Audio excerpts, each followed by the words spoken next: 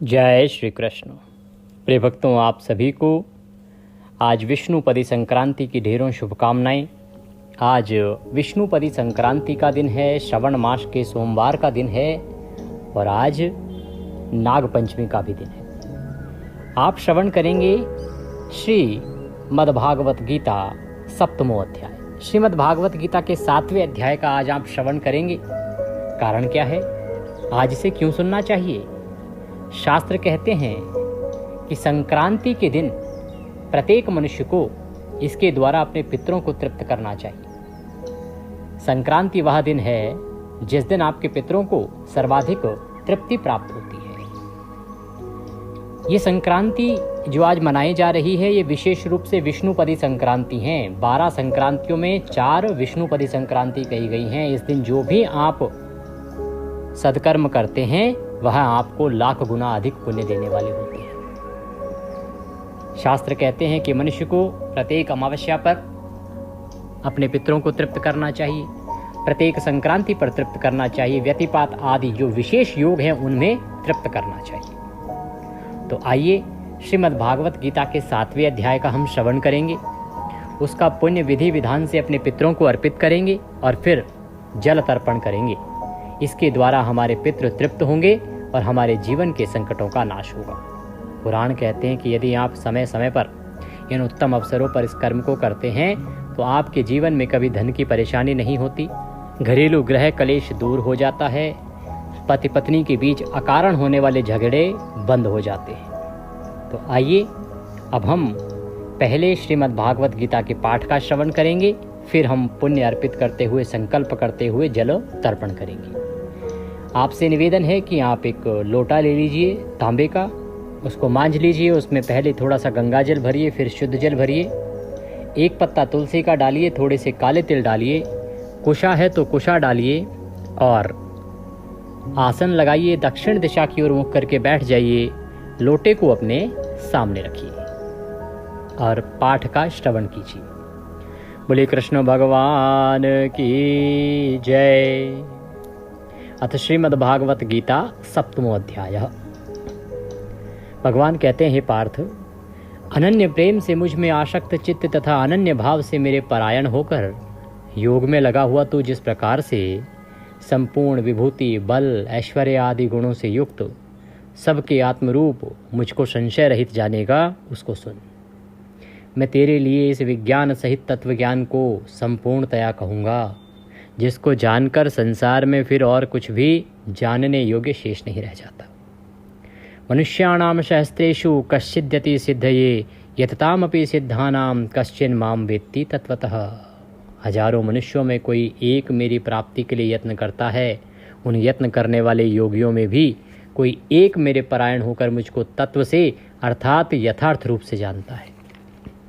पृथ्वी, जल, अग्नि, वायु, आकाश, मन, बुद्धि और अहंकार भी, इस प्रकार यह 8 प्रकार से विभाजित मेरी प्रकृति है। यह 8 प्रकार के भेदों वाली तो अपरा अर्थात मेरी जड़ प्रकृति है। और हे महाबाहो, इससे दूसरी को जिससे यह संपूर्ण जगत धारण किया जाता है, मेरी जीव रूपा परा अर्थात चेतन प्रकृति जान। हे अर्जुन, तू ऐसा समझ कि संपूर्ण भूत इन दोनों प्रकृतियों से ही उत्पन्न होने वाले हैं और मैं संपूर्ण जगत का प्रभव तथा प्रलय हूँ, अर्थात संपूर्ण जगत का मूल कारण हूँ। हे धनंजय, मुझसे भिन्न दूसरा कोई परम कारण नहीं है। यह संपूर्ण जगत सूत्र में सूत्र के मणियों के सदृश मुझ में गुथा हुआ है। हे अर्जुन, मैं जल में रस हूँ, चंद्रमा और सूर्य में प्रकाश हूँ, संपूर्ण वेदों में ओंकार हूँ, आकाश में शब्द और पुरुषों में पुरुषत्व हूँ। मैं पृथ्वी में पवित्र गंध और अग्नि में तेज हूँ तथा संपूर्ण भूतों में उनका जीवन हूँ और तपस्वियों में तप हूँ। बीजम माम सर्वभूतानाम विद्धि पार्थ सनातनम। हे अर्जुन, तो संपूर्ण भूतों का सनातन बीज मुझको ही जान। मैं बुद्धिमानों की बुद्धि और तेजस्वियों का तेज हूँ। हे भरत श्रेष्ठ, मैं बलवानों का आसक्ति और कामनाओं से रहित बल अर्थात सामर्थ्य हूँ और सब भूतों में धर्म के अनुकूल अर्थात शास्त्र के अनुकूल काम हूँ। और भी जो सत्वगुण से उत्पन्न होने वाले भाव हैं, जो रजोगुण से होने वाले भाव हैं, तमोगुण से होने वाले भाव हैं, उन सब को तू मुझसे ही होने वाले हैं ऐसा जान। परंतु वास्तव में मैं उनमें और वे मुझ में नहीं हैं। गुणों के कार्य रूप सात्विक, राजस और तामस, इन तीनों प्रकार के भावों से यह सारा संसार प्राणी समुदाय मोहित हो रहा है। इसीलिए इन तीनों गुणों से परे मुझ अविनाशी को नहीं जानता। क्यों?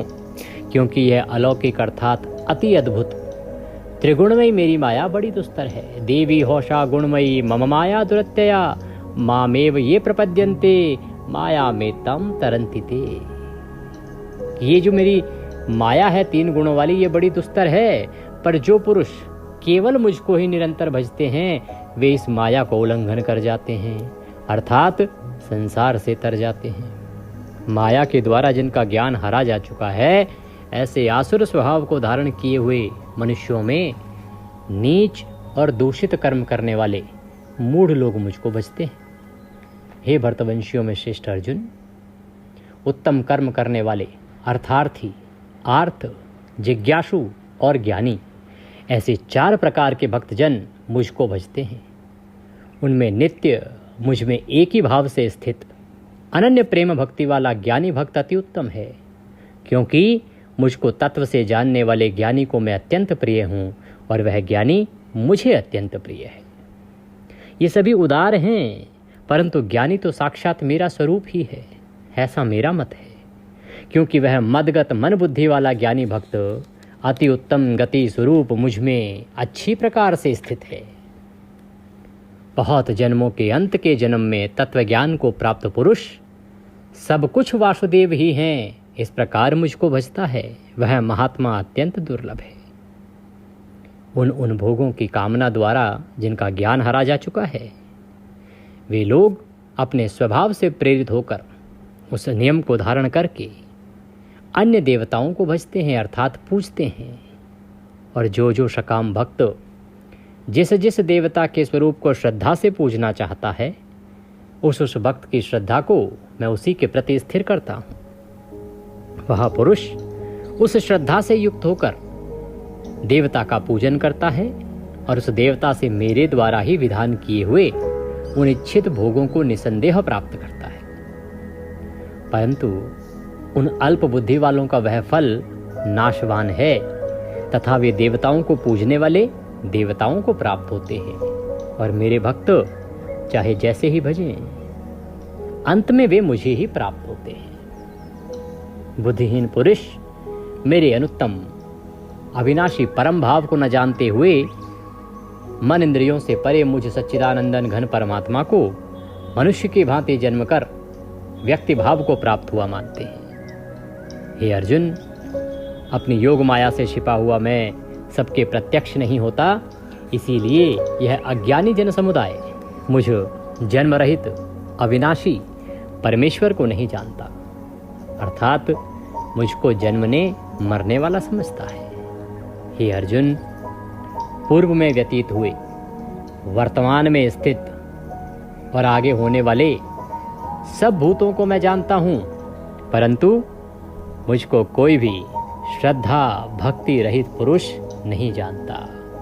भगवान श्री कृष्ण कहते हैं कि अर्जुन, जो हो चुका है, जो होने वाला है और जो हो रहा है, इन सब को मैं जानता हूँ, परंतु मुझे कोई नहीं जानता। मुझे वही जान पाता है जिसमें सच्ची श्रद्धा है, जिसमें सच्ची भक्ति है। श्रद्धा और भक्ति से जो रहित है, खाली है, वह मुझे कभी नहीं जान पाता। हे भरतवंशी अर्जुन, संसार में इच्छा और द्वेष से उत्पन्न सुख दुख आदि द्वंद्व रूप मोह से संपूर्ण प्राणी अत्यंत अज्ञानता को प्राप्त हो रहे हैं। भगवान कहते हैं कि अर्जुन, इस संसार में मनुष्य सुख और दुख रूपी द्वंद्व रूप मोह में घिरा हुआ है, और सुख और दुख के इस द्वंद्व रूपी मोह के कारण ही अज्ञानता को प्राप्त हो रहा है।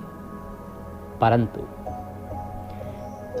निष्काम भाव से श्रेष्ठ कर्मों का आचरण करने वाले जिन पुरुषों का पाप नष्ट हो गया है, भगवान कहते हैं कि जो निष्काम भाव से अच्छे कर्मों का आचरण करते हैं, जिन पुरुषों ने निष्काम भाव से अच्छे कर्मों का आचरण करना आरंभ कर दिया है, ऐसा करने से उनके पापों का नाश हो गया है। निष्काम भाव से अच्छे कर्मों का आचरण करने से उनके पापों का नाश हो गया है। वे राग द्वेष जनित द्वंद्व रूप मोह से मुक्त, और इसी कारण से वे राग और द्वेष के जो द्वंद्व रूप मोह है उससे मुक्त हो गए हैं। और ऐसे दृढ़ निश्चयी भक्त मुझे सब प्रकार से भजते हैं। ऐसे ही भक्त भगवान नारायण को भजते हैं।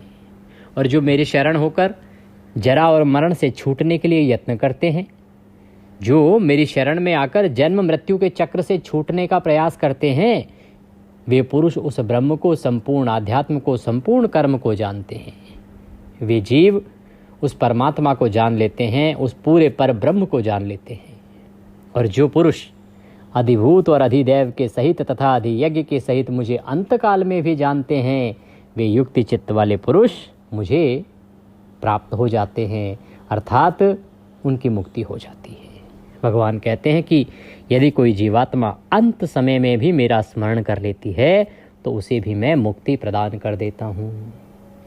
यहाँ पर सीधा संदेश है भगवान श्री कृष्ण का कि मनुष्य को सकाम भक्ति छोड़ के निष्काम भक्ति की ओर जाना चाहिए। अगर आप जन्म मरण के चक्र से छूटना चाहते हैं, मुक्ति चाहते हैं, तो यही एकमात्र उपाय है।